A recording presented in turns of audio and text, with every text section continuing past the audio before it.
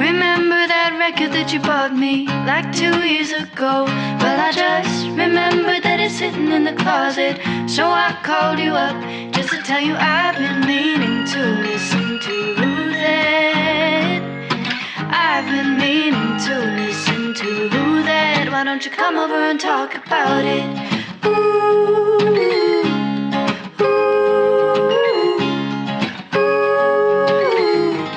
Why don't you come over and talk about it? I don't know. I haven't listened to this album all the way through since it came out. Mm-hmm. That's how little I listen to Drake. So this is the most Drake I've listened to in 10 plus years. Wow. So it's been a minute, and I hear everybody gassing up Tuscan Leather. It's great. It's got great flow. It's one of Drake's best rap performances. I even asked my coworker at work. I was like, "Hey, I'm listening to this for a video with some guys. What do you think?" And he's like, "Dude, Tuscan Leather's great." And I was like, "Okay, I'll keep that in mind." I put it on my way home. I can't lie, I'm not that impressed. Wow. I don't know, man. I don't know. He just also, I just want to say both these albums, every song needs to be shorter. Like J. Cole's whole album, 4 minutes like each song, ending on a 14-minute closing track. All right, cool. But it's like 3 minutes of actual like rapping. Tuscan Leather being 6 minutes, and it's kind of just like the same hit. And I'm like, okay, I see where we're going with this. I want more though. Mm-hmm. I want more though. And we just never got, like, it just kept going with the same steps. So it didn't hit the same for me. And it's I think it's fine. I don't think it's bad. I think it's perfectly like manageable. But like for an intro track, it's better than most, I would say. I'd say it's better than most. Mm. I can tell I'm the only one that has that opinion here. Everybody's So wait, silent, are we jumping right into it? Like, are we going into it now? I would say run it. Let's run Drake. Let's just go.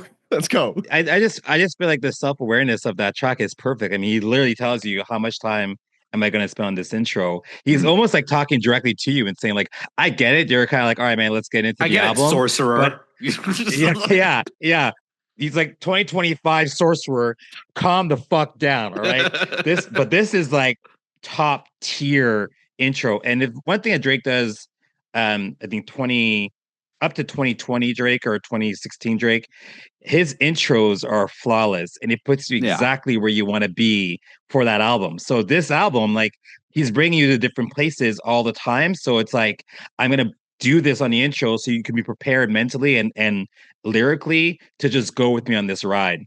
And I mean, for me, it's like, it is chef's kiss. Like what your boy said, like I think he's right, respectfully. Coworker music, but good. I don't know. Just like Coworker music, but good. You know what? I think that's what Drake boils down to. He's coworker music, but like hit or miss. Yeah, but if you heard this in a Barnes and Nobles, you'd be like, "This Barnes and Nobles is like popping." I would be like, "This Barnes and Nobles is a little weird." I'm kind of with it though. I see what I get what you mean. I get what you mean when you say like he puts you where you need to be for the album. I understand that. When you say it like that, I'm kind of more open to it. First of all, as I get older and as I like review music for longer, I start to recognize samples. When I was 10 years ago, when I was a kid, like I listened to the song, I thought it was great. I thought it was just like this abstract thing. But then like, oh shit, it's the Whitney Houston song from, The Bodyguard, featuring Whitney Houston and Camera Gun. But like, it's like just like there's a camera gun in The Bodyguard, that movie. But yeah, it's that. So there's that. Then just like the stunning of like the 3 verses, no chorus. Drake with the melodies, but like he's just like stunting with like just like I'm going this driving, and then like the modular nature of the beats. I think this album made me realize 40's a genius. 40 is a brilliant, just like he's brilliant. His sound is like he's obviously like replicating the greats before him, but like he's also crafting his own thing with like Houston, Canada. Kanye, old Kanye mixed in there too. It's really cool. It's really a new thing. And like minor notes and such, like, kind of like this dark, moody driving vibe to it that you could Drake and drive to. So yeah. Mainstreaming that sort of ominous tone and the hypnosis of the 6 And yeah, just like you said, Andrew, it's a statement. 6 minutes and just all bars. I think that like you think of Drake and you might want to get right to those kind of poppy tunes but this is still a time period. We kind of have to root ourselves back in 2013 when we like approach this album a little bit. Very much so still has a hunger and very much so still has a element of needing to prove himself. So when you kind of harken back to your MCs, your Jay-Z's and your Nas's, it's like, what is the thing that's gonna I guess prove, not that he's kind of proved it already. You know, Take Care was a very like incredible project, but this is like cementing. I feel like Tuscan Leather is a cementing sort of introduction. Yeah. If we're going to I think we should back up a little bit and talk about the album as a broad macro thing. I think this is like very much the cementing, like you're saying. It's very much also like an adolescent period for Drake's career in his discography where I think of this as comparing it to Late Registration of like this whole like some like iterating on what you did before, but you're still like trying to prove yourself. There's still some doubt of like, can he do it again? Can he do it again? And then like, just like, not only am I going to do it again, I'm going to do it different and better. I think there's that quality to this album too.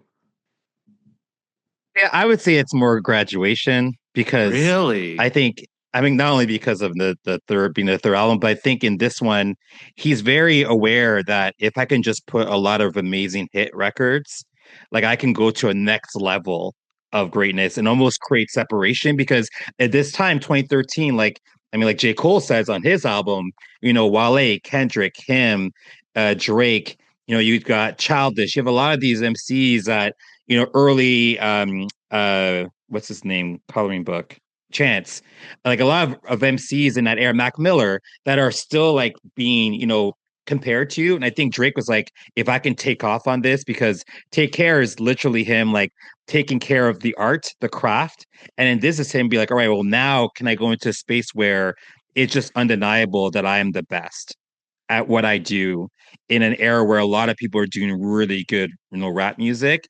And so I think like Ye with Graduation was like, can I bring this to the stadiums and just be the only MC that's going to be on that Bono U2 level? This is, I think, what Drake's trying to do with this project. And sorry, Sorcerer, I know you're about to spit it, but like we said, cementing, but also like kind of playing catch up too, because when you look back, so many people, you mentioned Kanye, we mentioned Jay, have already kind of had these storied careers. So this album, for its quality level, also feels like playing catch up a little bit. It's like I've got to be able to prove that I can do this album in order that my discography and my like body of work will match those that came before me. And definitely feels like he executed on that. Yeah. What do you got? What do you got, Sorcerer? This is what do you got, Blake? This is gonna be a. So I'm just gonna take the note as this is probably gonna be a 3-on-1. Ready. For me, again, it's like I can't say I'm experienced in Drake enough to call back to certain things. I've listened to his first mixtape. I'm forgetting the name of it. So Far Gone. Yes. So Far Gone. Yes. So Far Gone. Yeah. I think it was So Far Gone, guys. I don't know. Yeah. I think I know what it is. So Far Gone. I've listened to Thank Me Later. I've listened to this one. I did sit through a little bit. I believe I sat through a little bit of Certified Lover Boy, and that's basically That's enough. Yeah, Yeah, that was where it ended. So coming back to this one, I was like, okay, this is when people consider this prime Drake. I've considered like my favorite Drake song is Jungle. I love Jungle. Okay. Big Jungle guy. Great song. But it's like I've sat through 3 full albums, we'll say, and it's like sat that's through as is much, accurate. Yeah. So it's like I thought we were on the Drake portion and not the J. Cole portion. Oh boy. Oh yes. But like with this album, people gas it up so much, and I'm like, okay, I'm here for it. I want to hear exactly the Drake that we were talking about during the beef, being like, that was him. Like I want that back here and all this stuff. And like you brought up with, you have to put yourself back into the mindset of like 2013 Drake. What were his ambitions? What were his goals? What was the end product that we were looking to see? I see where we're coming from with it being like, this is a big stepping stone. This was the ascendance, and this was the statement. And I get that. I don't think it aged really well past that point. But I like listen to some of these songs like Hold On, We're Going Home. That still bangs. Like I was impressed because I was like, oh, it's this song. I put it on. I was like, I get it now. I get it. I'm like, it's hitting me. It's setting in on me. And I'm like, I get it now. But then it's like I go to things like Worst Behavior. That's my favorite song. I think that aged really bad. Can I ask you what about Worst Behavior ages bad? Because when I listened to that in 2025, it's like, to me that felt like the scrappiness of Drake that I think got kind of smoothed over in like the present day, and that I think what made him exciting back then.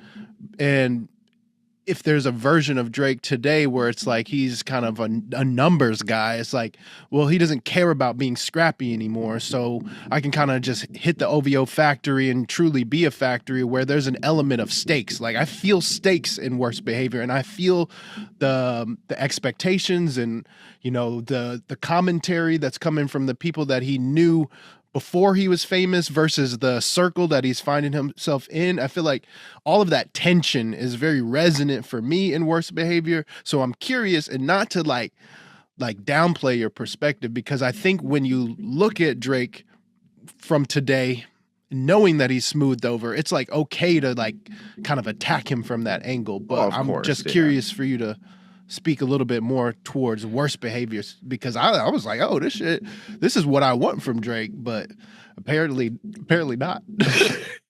So for me, it's like you said, it's the scrappiness you want, where it's like, it's still the hunger. I want to get there. I don't feel like I'm there yet. I want to get there. And it's like, I get that. I hear that. But at the same time, if there's one thing I can give Drake now, past being a numbers guy, the scrappiness is gone for me, because everything I hear is either it's good enough and it's good that it can hit those numbers and it could be a good song, or it's just terrible. Whereas like the scrappiness is such a product of being a smaller artist and trying to progress, whereas I have to take this chance with this song. For me, the chance didn't work because I feel the beat has almost too much production for what it's going for, and it has too much noise happening, and it's him just trying to do the flex song. They couldn't play with us. We couldn't do this. But then you have the same kind of grandiose wanting to hit that as like Start From the Bottom, coming from a different perspective of like that grandioseness. But it's like with this one, I think the repetition just gets too much for me. And then it also being that 4.5 minutes, I'm like, yo, 4.5 minutes of this 6 times over for 8 lines on this beat. I don't think I was ready to come with so much ammunition for this, but when we juxtapose it against the intro, where it's just bars, beat switch, there's an element of being able to just stand there and bark like, bitch, here I am, bitch. You said we weren't going to do this. Y'all didn't appreciate this. So I'm just going to me, I don't know.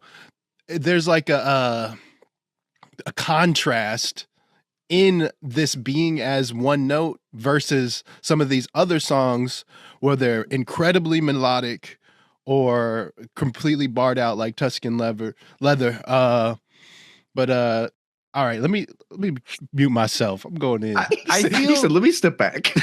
I feel the way you feel, Blake, about connect the language through Fight to My City. I'm just like, please end this right now. Like, even the most like, I think this is his most balanced album. This is like he's like going between zones. His like kind of like zone, like, rap zone, and like, true hip hop nerd zone, and then like pop rap zone, and then like R&B pop zone. He's going through it like a Terminator. Like he's going through it like switching through it like the modes on a hose. Like, do you want mist or do you want jets? So that's kind of like the zone.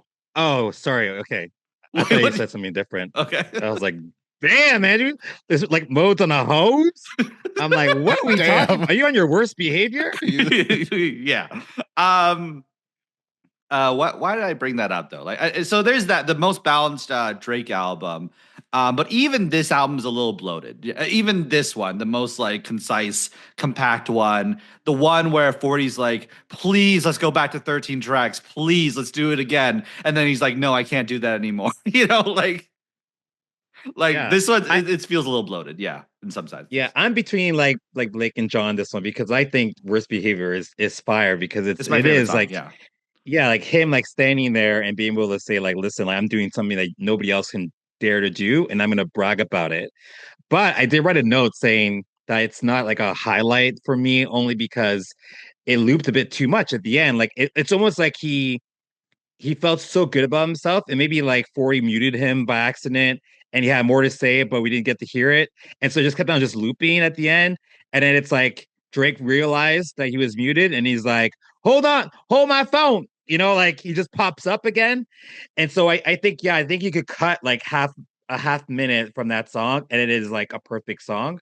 But to John's point, I think it's good that he didn't do the Tuscan Leather again and actually let the beat like sit there with all the gymnastics within the beat and then let him braggadociously like channel his inner Mace and inner every MC and just like slay it throughout that track.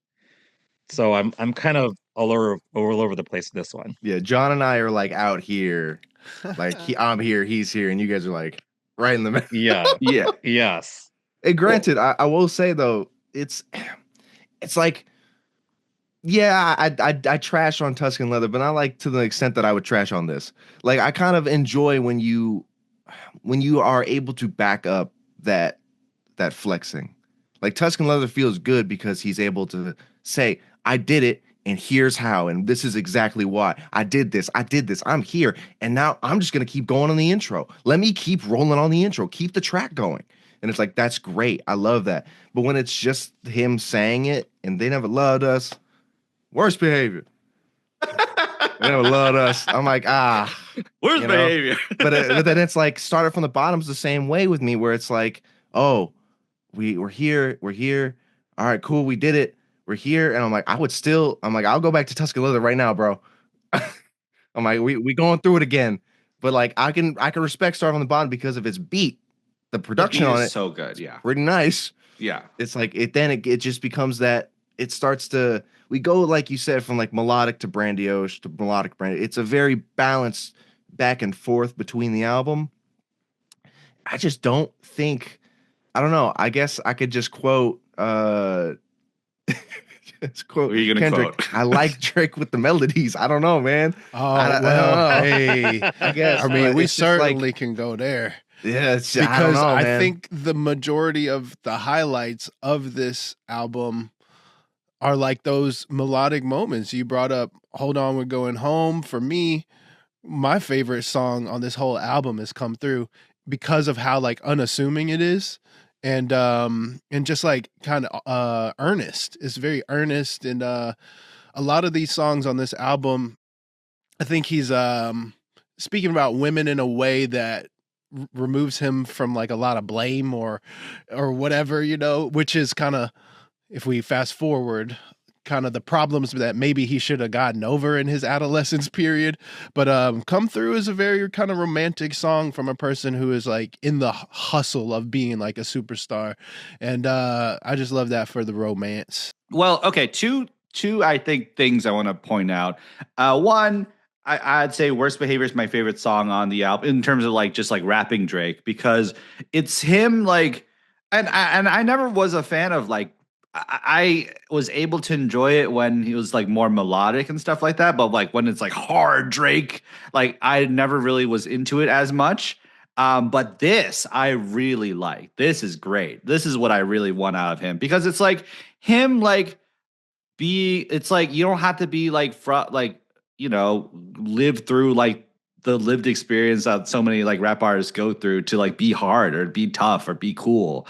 I think it's just like he's just leaning into like his um and there's just so much bravado and like I love the like bar mitzvah money, like my last name Mordecai. Like that's so fucking funny. bitch, Like, I'm on it. and then the line about like she wants me to say my ex wants me to say sorry. Like just like those little moments, it's just like, oh, that's you. Only you from your background could have come up with that. Like, and the bit about like the Acura going to Degrassi is so cool. And it's just like, yeah, like I said, he's not only like switching like a Terminator, like the different like genres and versions of Drake, he's also like kind of like I really like in this album the balance of like ignorance and then conscious and like introspective and then like just like self-protective and just like all this stuff. Like I really like the grayness of and the ease in which it like weaves from one to another, and it doesn't feel like a contradiction of a human being. It feels like a real honest messy portrait of a guy. And like the grayness, I think later becomes a problem because it's just like becomes soup. It becomes content. It just becomes just like this, like, here's a huddled mass of, here's a garbage island of, that's my new album. Like, here's this. But like, this like is really, I felt like this is really thought through in a really awesome way. I like, what's it called? I like worst behavior going into from time. I think that's so sick. I think that song is so awesome. And I guess the other thought, the question I want, we keep saying like, this is what we want from Drake. This is what we want from him. Like, what do we want? So like, what do we want? What does he want from himself? Like, he says in the first song, like, here's, who's going to last 10 years from now? Like, that's for real. That's the thing he wants out of this. And then I'm just thinking about like Yeezus and like how that cover was like the CD case and like it looked like a coffin for physical records. And like, so the way that Drake was able to survive 10 years later was not to make records like this. It's to make playlists. It's to make, songs that will not just playlists, but songs that will go on your playlist, go on your Spotify playlist. And like, I like this Drake, so I'm going to play this Drake. I like this Drake, so I'm going to play this Drake. It's not like this cohesive thing anymore. So I don't know what I was leading to with that, but I was just like, that was just like a real thought I had. I think I have a question to pose for Sorcerer based on that is like which I think maybe you're also asking a little bit is like, what do you feel towards Drake today? And like you said, you kind of sat through these albums. When you listen to like the current projects or what he released maybe within the past 2 years, does that resonate at all just as a listener? Does Drake as an artist resonate at all? Or is he kind of just someone who you have to put up with because he is mainstream and relevant? So it's really difficult. I'm getting better at it now when it comes to differentiating time with an artist. So it's like when I listen to So Far Gone and Thank Me Later, it was kind of a thing of I need to remove this person that I know now and that I don't really care about or care for as like how he acts or how he talks or any of that. And it's just I have to remove that. I'm like, I'm in 2025. I can't think about that though. This is an early Drake. This is still an actor guy that just said, I'm gonna do hip hop. I'm gonna do singing. I'm gonna do music. I want to do music. So I have to remove that. So it's like with the older albums, I'm able to kind of sit with it and be like, hey, this isn't the same guy. It'll lead to him, but this is what it needs to happen. So I'm able to at least understand, hey, this guy wants to do this. Whatever happens later is whatever happens later. But at least with this album, I'm like, okay, yeah. I'm like, I can see his ambition. I can see his excitement. I can see his his attempts at things that have never been done before. So it's like whatever I feel about Drake now, which isn't positive, but what I feel about him now doesn't affect me for this album, I would say. So it's kind of like whenever I listen to it, I do listen to it from the perspective of 2025 though, because it's like I can go back and listen to certain albums. Like for me, My Crazy Life from YG, that is a timeless, more of the first half of the album. It's like a timeless album that feels like 2013 in a positive way. It's like, oh, I know exactly where I was when I first heard a BPT. Oh man, I knew exactly where I was. Oh my God. And it's such a positive feeling. When it's like I go to this album, it's like some of the songs give me that positive 2013 hit where I'm like, oh yeah, that was summer. That felt great. This is like got the vibe. And then some of them I'm like, this feels like a product of 2013 instead of a feeling. It feels like this was made for 2013. So, you know? Yeah, and like what I think he's in Tuscan Lair, he said, who's going to stay here 10 years later? And then there's like, how much of this album is like start from the bottom, I think indoors as like, cause we keep saying that now. It's a thing we say, you know, in 2025, we keep say that ironically, unironically, it's still a thing that's being said. And then you listen to, Hold On, We're Going Home. And that's even though it's of the moment of 2013, it's a very timeless melody. It's just like, so I can imagine it being played at a wedding. I can imagine it being played, you know, just at a fun party, and it's still hitting. And like, not only just like, remember 2013, but like, this feels good today, you know? And then there's a lot of these songs where it's like, this was cool when this was happening in 2013. And I have to like, turn my brain back to 2013, you know, and I think most of the album is that, and there's a few classic timeless moments, but I don't know. Listen, y'all, you all are ignoring the elephant in the room, which is that this guy from Canada came and Wreck-It Ralph the whole rap industry, and back then people were like, "Oh, this is so awesome," and now we realize that all those people were waiting to destroy the Canadian who did rap better than the rap historians ever did. And visiting this album and then listening to J. Cole's album, like there's something to be able to be a local in a place where you are a foreigner is like a real skill that very few of us have. Like a lot of times we go places, if you're not familiar with the place or if you don't have a real like connection to the place, you can't be authentic. And what Drake did, when you look back at like So Far Gone and everything else, he made everyone feel like, oh, he's actually one of us from like the hip hop sense, the cultural sense. He is one of us. And once he dominated that culture, you fast forward 2024 and you get the they not like us, right? Because it's the moment where you can say, oh, well, actually, all this time, Mr. Drake, you've been a Canadian rapper who's only the Degrassi actor that shouldn't be here, that shouldn't be dominating. And so I think, I'm not like, I don't really love like post 2018 Drake music. I think he just became a factory. I said before in our podcast, he's the McDonald's of rap music. It's just like mass produced and you eat it. And the second you're done with it, you're like, why did I eat that? And you go back the next week and have another Big Mac. But this is like, he's actually out rapping J. Cole. If we're going to do the comparison thing, if we're going like album for album, he is a better rapper than J. Cole is. And he's also melodically way better than J. Cole is. And then he's also able to, again, like speak to and I think, I mean, his dad, you know, shout Papa Graham. Papa Graham, what's going on? That's such a stupid voice. I'm sorry for doing that. But he has that connection because of his dad being like a music legend in his own right, from Memphis. But he channels that Houston sound maybe better than anyone other than like Houston, Texas MCs. He channels that really, really well. So I think like the snapshot of 2013 is very, very apropos with this guy because he is in 2013. Like this album is not, he's not a futuristic rapper or artist like like my former guy. He's someone that is very much in the current. And it's like, well, what I'm doing right now is right now. And then we'll see in 10 years who's still around. And who's still around? Yeah. No one is still around but him and Kendrick.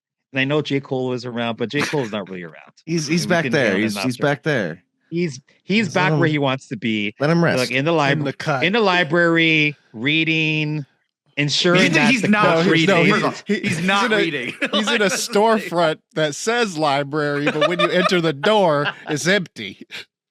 Hey, he's just let him Oh, sit. You see how shit. hard he fought in that just let him sit back there and rest. Let him rest. Catch his breath. Let's To go Oh, to your shit. point though that you were saying with like Drake clearly, like I say it on all the J. Cole stuff, he clears him melodically. Like there's no doubt about that. Sorry, Drake just has the voice. But I will say when it comes to rap, at least for me and like hip hop, you gotta have the storytelling with it. And I do like Cole's storytelling on 2014 a lot. So it's like his bars might be a little more basic. They might have a little less like wordplay or like punch, but he says it with the delivery that he does, which still baffles my mind. But he says it with such a specific cadence and like how he just says it that it's like, ooh, and then you read it and you're like, ah. But it's like in the moment of the song, you're like, this story is great. It sounds great. He's saying it with such a strength. And then like there's one song on 2014.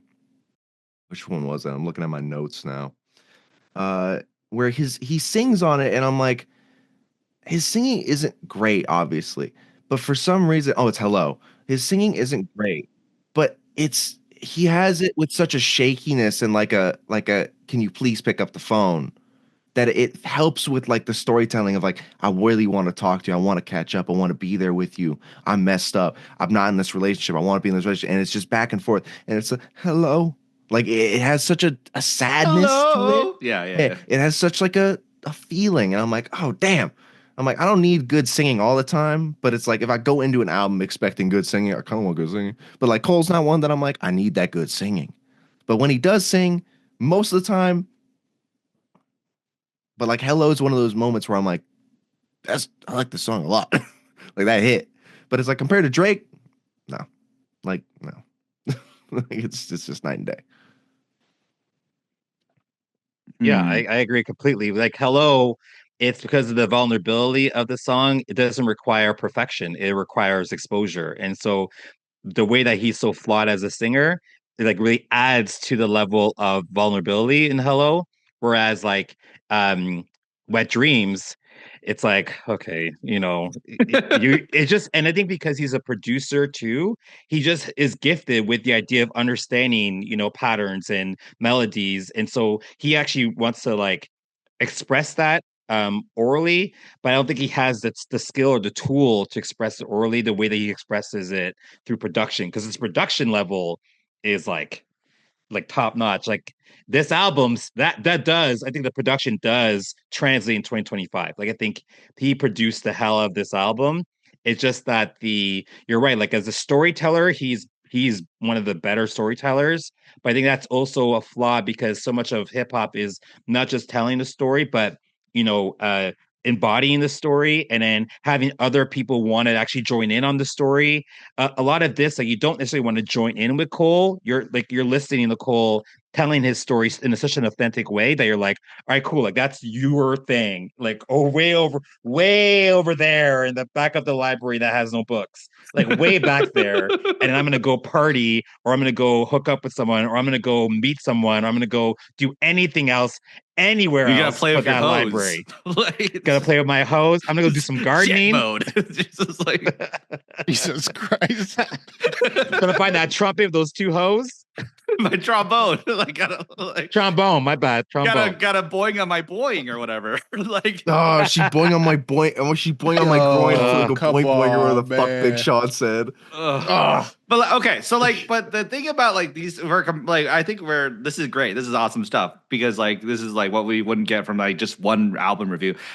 Is like this idea of Drake in this album is like so like there's this earnesty that here in this album, and also the effort, the earnesty and the effort is like I think what we want from Drake. I don't think I want Drake to do this again. I just want Drake to like give a damn. I just want him to really care about his music, just like honestly express himself and like where like I listen to like a lot of the new songs, I'm like, this is a psychopath. Like this is like a robot. Like this is like not. He's got so. Eminem has that similar problem where he got so good at his thing that it doesn't sound like a person anymore. It's unrelatable. And it's just like, yeah, I could roast Christopher Reeves again. I could do that in my sleep, just like this whole where I think there's a human edge to this, and like this with that not the song I didn't listen to, but Too Much, and like Hold On We're Going Home, like the singing on Hold On We're Going Home, just like that human yearning and stuff like that, where I feel like later that song iterates into Hotline Bling, and that iterates into Nokia, and it's just like and Nokia, he's like, I'm all alone. I'm so sad and miserable all day. Like I'm in this club. I hope I'm not the only hoe in this club. Just like I don't know. Like, It's bro, just you're pushing 40. yeah. Baby girl. And he should be pushing 40. Like leave him alone. He's a good producer. Like I also think like the problem is like money corrupted both of these artists.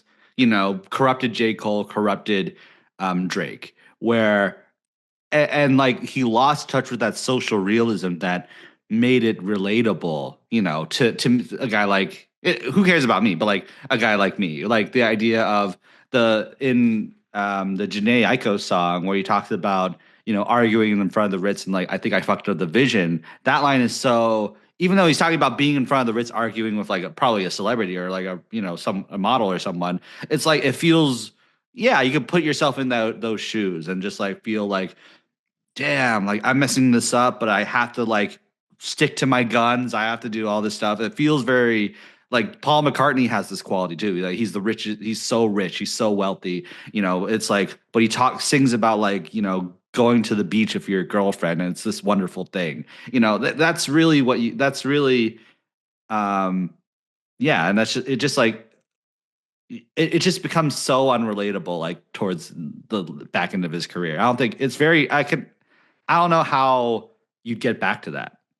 Yeah, because like you have like Nothing Was the Same is a period where like he's at a pinnacle, but there's an element of like life is still offering a multitude of untapped experiences. But when you are the money to Drake and you have unlimited access, therefore, like you said, that social realism, it's like he's pretty much had every experience. That's why he's putting himself in bed with a novice podcaster, because that's the closest thing to like new that he could do. Is like this is a no-name person, it's just like harder to find those not authentic but true and real experiences. Yeah. And like the Childish Gambino Pound Cake remix, like he says, you don't take pictures, you just see it again. It's just like that's where Drake is. Like, and he's seen it so many times now, I bet. Yeah, and I think that's the question shouldn't be what do we expect from Drake now? The question is, are we able as an audience to just separate the Drake of old from the Drake of new that we created? Like, where are the people who are so wild? I was talking to my dad about fandom this morning and like how it's wild that we invest so much in things that have no real consequence in our life. And the same thing with the artists, like we invest so much, and ultimately the fact that Drake was so prolific with, Thank Me Later and Take Care and then this, it created an atmosphere where it's impossible for him to be with, what's her name from Peachtree, like Courtney. Like there's no Courtneys anymore because everyone is just with their phones trying to capture the moment where they can capture Drake doing some shit. And so Drake removes himself from all of that to a higher stratosphere. And then J. Cole sees all this and he removes himself from a quote unquote lower stratosphere where he's just like, I'm not going to get involved with the trappings of fandom and of superstar celebrityness. I'm just going to stay in that room in Fayetteville and produce and rap and try to inspire and lecture artists to become better versions of themselves because there's a better version of you out there named Lil Pump or whoever else. And I think that's where it's cool to see these two kind of forces in the context of the big three, because then there's Kendrick that's like right in the middle. And I think this is what happened with this beef. It's like right in the middle, there was Kendrick all along being able to remove himself and then bring himself into the space and drop a damn and remove himself and then go into a space and drop a Mr. Morale and be like, what the fuck, I'm done. And remove himself and then finally engage in a beef. These other two artists weren't really able to go in and out to yo-yo their position in society. So they chose an opposite pole and are like, I'm just going to rock there. And that's Drake. But re-listening to this album now, I realized that he has a 5-album run that could be debatable as one of the better 5-album runs in hip-hop history. Because he's got, and I'm not even going to include So Far Gone, but he's got like Take Care, Thank Me Later, Take Care, Nothing Was the Same, If You're Reading This Is Too Late, and Views. Like those 5 albums, I think aren't. I mean, they're not as great as like my former guy or Kendrick, arguably. But I think it's something where you can say like, hey, there are seasons where LeBron James doesn't win an NBA championship, but those 6 years where he did win, there may be, or 4 years where he did win, 5 years, however championships he has. Those are maybe better than anybody else's 4-year run. You know what I mean? And I think that's a better way of framing the Drake conversation in rap than just being like, all right, well, Drake, his whole entire discography, yes, we get it. He did Scorpion is way too fucking long. And yes, we get he did Certified Lover Boy and it's just trash. And then we get like he got with 21 Savage and did some good music. And like we get all that, but we also can't forget all of this. Yeah. Like this awesomeness where Childish could have been Drake. Right? Childish has the talent level to be a Drake, but he couldn't do what Drake did because, or at least at that level, because Drake had something else, like another gear that we have to respect. Yeah. Childish was also splitting his time between like winning Emmys and all that. Yeah. Man, fuck those Emmys, son. Yeah, he's splitting his time between being an actor, man. No, that's not we can't be everything. Oh, sorry, that's racist. There's a difference. He took the mask off, and it was the same face. I don't know, man, but any like what's it called? Like any other just like random thoughts about this album though? Like I don't like Pound Cake. I think my god, what? Okay, let me rephrase that. Please I don't like Jay-Z on Pound Cake. Oh no. my god! What? Everything else is fine. My gripe with Pound Cake is that he starts the verse so good, and then he just keeps doing the damn cake line. I don't rock with that. I can't get behind that, man. Because I'm like, you're Jay-Z. You are Jay-Z. Yeah. Please. Well, this is Magna Carta Drake. I think it was like taken from a Magna Carta session and like given to Drake. Man, I wouldn't have taken it then. Peak. Yeah. I don't know. I just wouldn't have taken it then, man. Because if I'm given something from like a big artist and it's one of their offcuts, and I'm like, I guess I have to take this, I'll be like, I think you can keep it. Especially, you know what? I just don't like the cake. It's just the cake. Let me see. Let's see where does it start? It's fire. It's so fire. Good. But I also like 305 in My City. I like the I get it. I get it. I like that stuff too. So I get if you're not looking for repeatable lyrics. I think it hurts more when I realize it's Jay-Z. I think that's just what hurts it more. And I'm like, if this was anybody else, like if this was Big Sean, I'd be like, yeah. But if it's like Jay-Z, I'm like, you're Jay-Z. Like you're known for like greatness. Well, I think this is talking about current stuff, but like you're known for this. I trust you.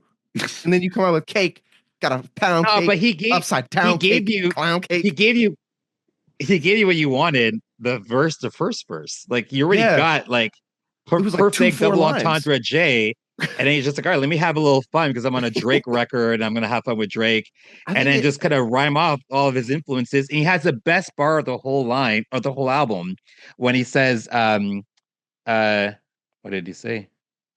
Oh no. I wrote it down somewhere. Oh, yes. The homie said, "Ho, they ain't many of us." I told him less is more. There's plenty of us. It's the perfect way of describing Jay-Z as a rapper, as a businessman, as of everything. It's like, yo, I can say cake all I want, and you can't tell me nothing because I'm Hove. Like, And I'm still I'm gonna Hove. sell a million record. What do you want from me? Not even sell records, just like you can, like the person who is, it's like Michael Jordan doing the fadeaway jumper all day long in 98. And you're like, Michael, can you do something different? But it's like, hey, I'm Michael Jordan.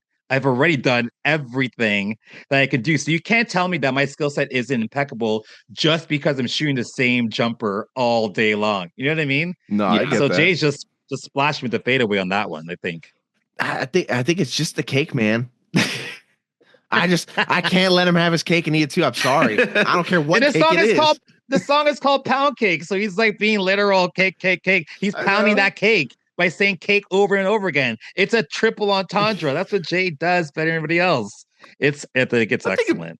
I think it's a And I'm single hungry entendre. now. But anyways, like I think like well, this is the Jay-Z verse on the Jay-Z feature on an album is like a hip hop staple of like, okay, are you the great if you can like beat Jay-Z at like in a rap verse, you know, on like I gave you a feature, are you gonna do better than Jay-Z? Like you know, and like people clown on the monster verse, but like I remember it, you know, it's like very memorable, like him listing all the monsters and like in the what's it called, the Diamonds from Sierra Leone, we mostly think about I ain't a businessman, I'm a businessman. Like we think about that mostly, and then this is the thing where I think it foreshadows Drake losing the battle is like Kendrick having the Jay-Z feature and then Kendrick beating Jay-Z in the verse, you know. I think that's the one time that's happened, you know, where, you know, and like Drake tries to come back with a third verse, but it just doesn't. I'm just thinking about cake. I'm just thinking about that the entire time, you know. He's like, I guess Drake talked about him looking at himself in the mirror. Like that's kind of, I think, I guess, I think bringing up the monster thing too. You made me remember that verse. I'll just leave it at that. Like you made me remember that verse. I made you remember that. Yeah, because I was like, I'm so focused on the cake here, and you're like, but monster, and I'm like, it is there. Oh my god, he did that again. I forgot he did that. Yeah. I like actually forgot. I got so hyper fixated on this. This is not a one-time offense type thing, but no, I do think the rest of his verse, like him bringing up like peers and like everybody else and being like they made millions.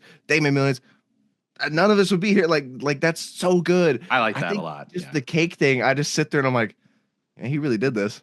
It's upside down cake. Yeah, but like what you said with like Jordan, where it's like he kept doing the jumper. It's like, what are you gonna say about me? It's working. I know what I'm doing. You can't deny me.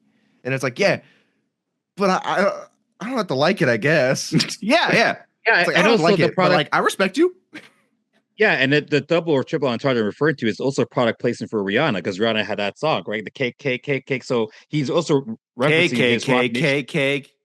Wait. Yeah. So he's also, but you know, like he's referencing his artist as well. So Jay is a businessman, right? Like, so when you're 2013 Jay, the Magna Carta Holy Grail, where he like got that Samsung deal, like that era of Jay-Z is him like really shifting from being just the greatest rapper of all time to being the best rapper to transition into business of all time. And so you can't look at this cake part as just being cake. It's him actually getting his cake up by being able to say, guys, like, I'm the guy that's on the Drake record that told you, hey, I'll co-sign Drake. Let's see what he does with it, because that's what he did. I'm the guy that's also bringing Rihanna, the biggest pop star at the time, or at least one of the biggest pop stars. I'm also the guy that's going to bring rap to a different place. So it's like, it's simply just the 5 cakes, but it's much more than that. And that's why Jay is the GOAT. And just like that, his sort of like upper echelon fluency too, I really love in this verse. Like the Japanese yen that I'm handling, my Saints Shango, I'm like, what? I don't even know what you're talking about. You could be saying nothing, and I'd be like, oh, he's spitting right now. I don't know what you're saying. You got it though. Yeah. So I just want to point out, right when you said he's a businessman, I saw Andrew's eyes light up, and he goes, "I could jump in right now, but I won't." Yeah, I saw him go, I understand. That's so funny. Like I guess one more like song we'll talk about that we should move on to the next album is "Too Much." This is like I think is his best song ever. Like just like in my opinion. I like it when he kind of gives codes. I like it when Drake, in his position in this time of his life, is giving like codes to his family and by extension us. You know, this whole like this fuck that if this idea of this like his talking to his uncle who's like depressed and like talking to his mom who's like like and just like trying to like bring his family together. I do see this through the lens of like a model minority, just like being the guy, and being like how the pressures and the anxiety of fame, the anxiety that fame and success can't bring your family together, like can't fix my relationship with my dad, can't fix this brokenness I feel of this divorce that I went through, and like, maybe I could use my pen to like send a message in a bottle. Like I think and that goes back to the Gloria thing. I'm just like, what is the pen? It's like the ability to, work on yourself. It's the ability to express. It's the idea to, reconcile and heal, like underneath, like, but also kill, like also like, just like defeat someone in a rap game and battle and such. Like that's really awesome. I love this song. Also gave us that code, that Sampha cheat code, because Yeah. just like Yeah. love him on this song just for a vibe and for the melancholy. And yeah, this is what do we want from Drake, right? Like this is what I want. Literally too much. I feel like this song is probably top 3 on the whole project because there's almost like a I don't know. Rap is the vessel, but like it's bigger than rap that I get from this song, And yeah, I just want more of that from Drake because he's capable of it. So not that he's gonna recapture it, but I don't know. It's just I guess it's a little disappointing. Can I just say it's disappointing that we don't get this kind of angle or this sort of heft and like somberness? Like this song makes me feel something.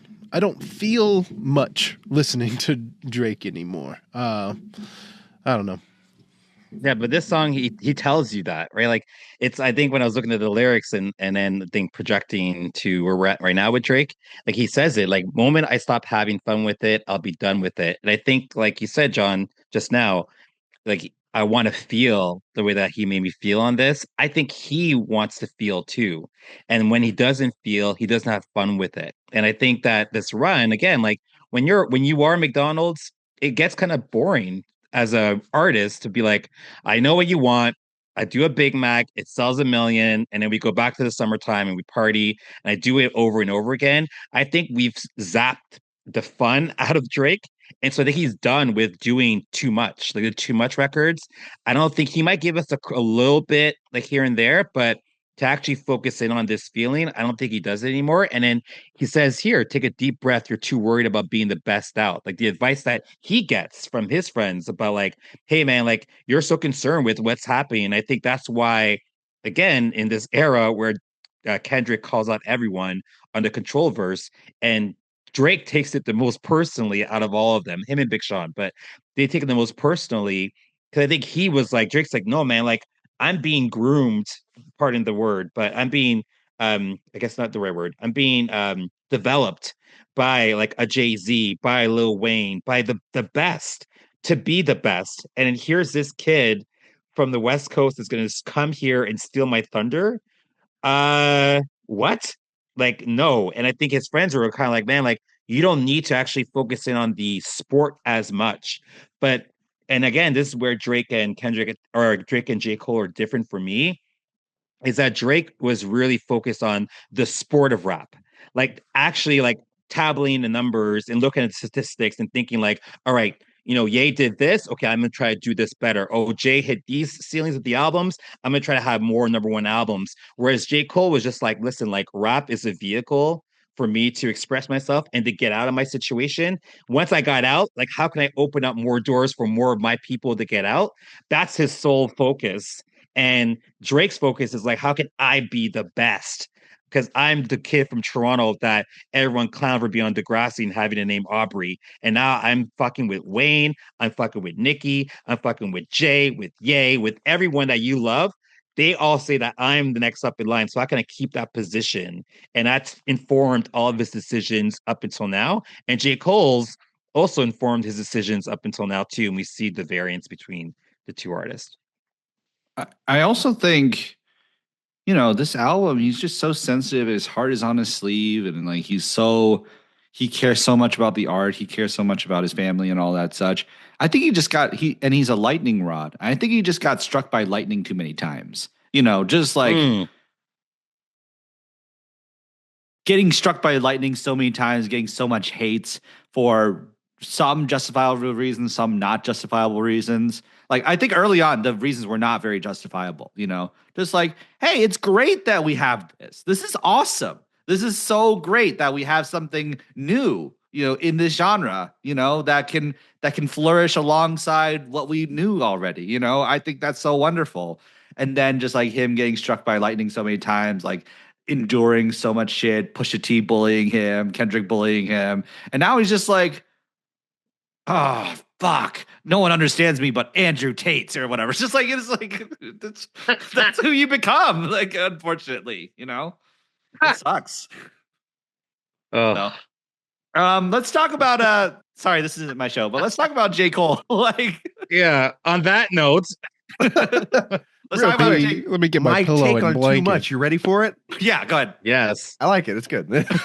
I want trash. I genuinely really do actually like it. I think the entire thing with it, like you guys had said, it's such a cheat code with Sampha, man. And that's where it really hit, where it's like, man, you put Sampha on any song and you just rap over him, or you just give him the chorus, or you just give him a little bridge, or you give him anything. That song's good. I don't give a shit. It's good. Yeah. I do not care. Blake, it's good. Blake, what if Sampha said cake? No. Would you like would that change how you receive that song? If he says it like how he said it on Too Much, and I got the cake, something like that, I'd probably be on it. I think it works. All right. Sounds like it might work.